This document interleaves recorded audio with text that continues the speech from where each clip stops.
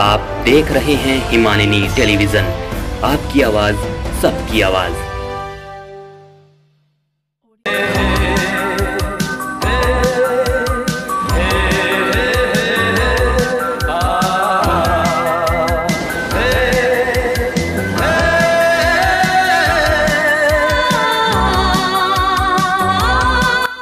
नमस्कार, हिमालयनी टेलीविजन में आप सभी का स्वागत है। हिमालयनी से मैं हूं अंशुल राजपूत।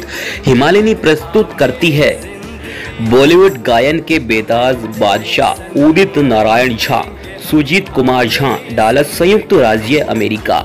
अपनी असली आवाज के चलते बॉलीवुड नेपाली मातृभाषा मैथिली और भारत के लगभग सभी क्षेत्रीय भाषा में गाने वाले और अपनी आवाज का लोहा मनवाने वाले गायक उदित नारायण झा को नहीं जानने वाले शायद ही संगीत का प्रेमी कोई होगा। आज आपसे बात हो रही है उदित नारायण झा के बारे में, बॉलीवुड के सिंगर के बारे में। सुपरहिट गाने इन्होंने अपनी आवाज में गाए हैं, तो बॉलीवुड के सुपर सिंगर, सुपर जो गायक हैं उदित नारायण झा के जीवन का जो सफर, उसके बारे में हम आपसे बात कर रहे हैं। जीवन के सफर को हम आपके बीच दर्शा रहे हैं।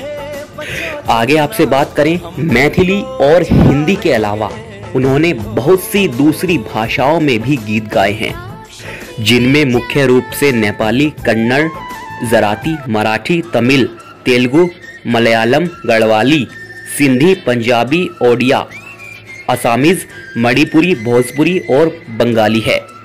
उनको भारतीय सिनेमा जगत में पार्श्व गायन हेतु 3 राष्ट्रीय फिल्म अवार्ड और 5 फिल्म फेयर अवार्ड दिया गया है। 2009 की बात है। 2009 में इनको भारत सरकार ने पद्मश्री और 2016 में उन्हें पद्म भूषण अवार्ड से सम्मानित किया गया था। इतना ही नहीं बल्कि ये इकलौते ऐसे गायक हैं जो 1990 के दशक में कयामत से कयामत तक दिलवाले दुल्हनिया ले जाएंगे और 2000 के दशक में लगान से 3 दशक में फिल्म फेयर अवार्ड जीतने में सफल रहे हैं, जो आज तक इनके अलावा कोई गायक नहीं कर पाया है। उदित नारायण झा का जन्म 1 दिसंबर 1955 को भारत के बिहार राज्य स्थित सुपौल जिले के बयसी गांव में पिता हरेकृष्ण झा और माता भुवनेश्वरी देवी के यहाँ चौथी संतान के रूप में हुआ था। इनसे बड़े भाई दिगंबर झा और ललित नारायण झा हैं। बड़ी बहन अब इस दुनिया में नहीं रही। इनके एक छोटे भाई हैं संजय नारायण झा। गौरतलब है कि इनके पिता हरिकृष्ण झा नेपाल के सप्तरी जिले के भारदह निवासी थे, लेकिन उनके पास जीवन यापन करने के लिए आर्थिक तंगी थी, अतः उनको अपने ससुराल का सहारा लेना पड़ा। उनके पिताजी को ससुराल में नौकरी करनी पड़ी और वहीं जन्म हुआ। भारत के गायन जगत के बेताज बादशाह उदित नारायण का, चूंकि इनके पिता नेपाल से ताल्लुकात रखते थे, इन्होंने रेडियो नेपाल के लिए कई गाने गाए और नेपाली अच्छी खासी बोल लेते हैं, इसलिए कई लोग इन्हें नेपाली भी कहते हैं और इनके नाम में नारायण होने की वजह से दक्षिण भारतीय इन्हें दक्षिण के ही समझते हैं। उदित नारायण एक प्रख्यात गायक के रूप में सिर्फ नेपाल और भारत में ही नहीं जाने जाते हैं, बल्कि संसार में इनके फैन फॉलोइंग करोड़ों में हैं। भले ही इनकी शुरुआत 1970 में मोहम्मद रफ़ी जी के साथ हुई हो, लेकिन आज 2020 में भी इनकी आवाज़ उतनी ही बुलंद है। उदित नारायण ने अपनी फिल्मी करियर की शुरुआत नेपाली फिल्म सिंदूर के सुपरहिट गाने नकली के साथ किया था। इन्होंने बतौर मुख्य अभिनेता नेपाली फिल्म कुसुमे रुमाल में भी काम किया है, जो फिल्म अब तक की सबसे हिट फिल्म मानी जाती है। 1978 में उनको भारत सरकार ने संगीत सीखने के लिए छात्रवृत्ति प्रदान किया और वे मुंबई आ गए। स्कॉलरशिप उनको मिली और उसके बाद वो मुंबई आ गए। उदित नारायण को हिंदी सिनेमा में पहला ब्रेक राजेश रोशन ने अपनी फिल्म 1920 में दिया था, लेकिन उन्हें सबसे ज़्यादा सफलता मिली सुपरहिट फिल्म कयामत से कयामत तक के गीतों के द्वारा। इस फिल्म में उन्होंने पापा कहते हैं बड़ा नाम करेगा गाना गाया था और ये गाना इतना हिट हुआ कि इनको पहली बार सर्वश्रेष्ठ पार्श्व गायक का फिल्म फेयर अवार्ड भी मिला और फिर इसके बाद उन्होंने कभी पीछे मुड़ के कभी नहीं देखा। उन्होंने हिंदी सिनेमा के कई बेहतरीन संगीत निर्देशकों के साथ काम किया। मशहूर संगीतकारों जैसे आनंद मिलिंद, जतिन ललित, नदीम श्रवण, AR रहमान, RD बर्मन, जगजीत सिंह, विशाल भारद्वाज आदि के साथ काम किया। काम करने का उदित साहब को मौका मिला।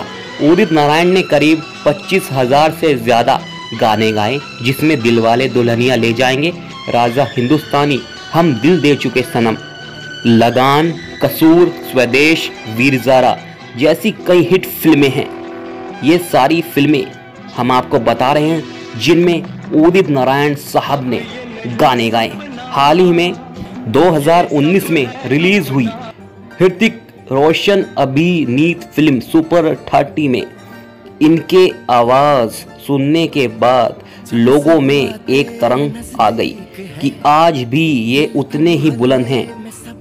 90 के दशक के सबसे बेहतरीन गायक में से एक उदित भी थे। किसान परिवार से आए उदित नारायण का बचपन काफी गरीबी में गुजरा। उनको पढ़ाने और पालन पोषण में वे अपनी बड़ी बहन इंदिरा मिश्रा झा को काफी सराहना करते हैं। वे मिडिल स्कूल तक की पढ़ाई डगमारा मिडिल स्कूल और मैट्रिक कुनौली बाजार से उन्होंने की है। गाने में लाने के लिए उनकी प्रेरणा का सबसे बड़ा स्रोत रेडियो बना।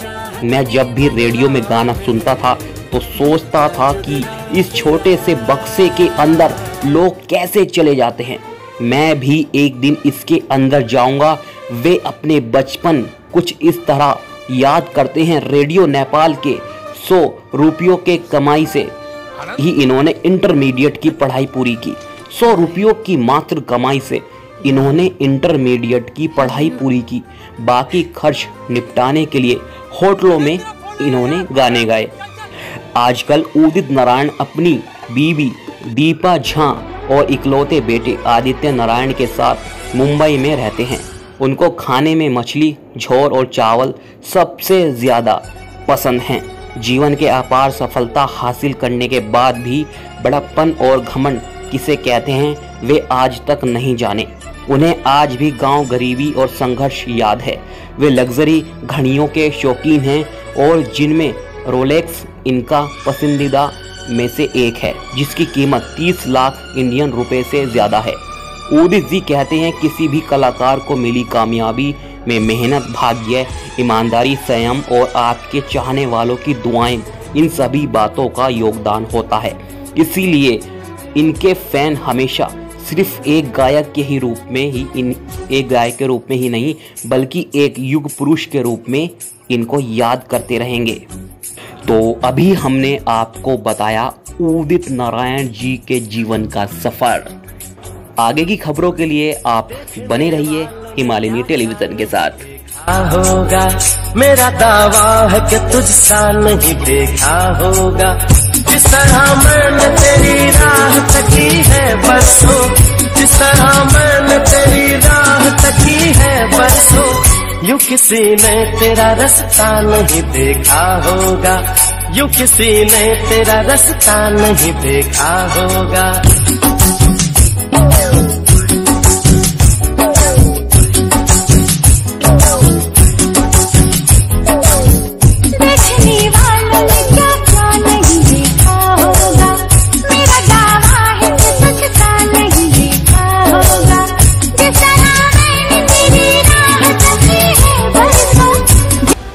आप देख रहे हैं हिमालयनी टेलीविजन, आपकी आवाज सबकी आवाज।